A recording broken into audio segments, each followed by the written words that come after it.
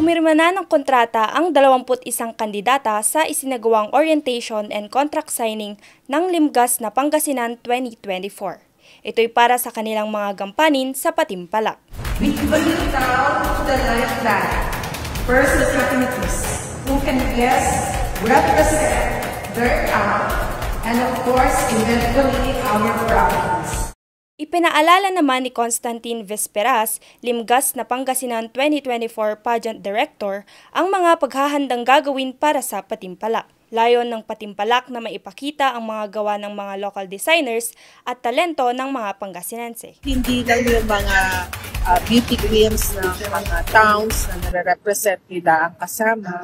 On board, syempre, gusto nating makita yung work ng mga local designers natin, even mga makeup artists na nag-a-assist sa team nila. We want to highlight yung talent ng mga Pangasinenses. Para magkaroon ng kumpiyansa sa sarili ang mga kandidata bago rumampas sa entablado, nagkaroon ang mga ito ng Personality Development Workshop. May mensahe naman si Miss Limgas na Pangasinan World 2023 na si Nikisha Cheve. I can say that the candidates this year, they're very intelligent. They know how to take under very bigly. And their aura is really nice. And I can see in their eyes that they really want to give their vote.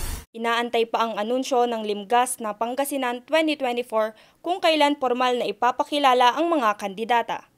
Pauline Viduya para sa Luzon Headlines.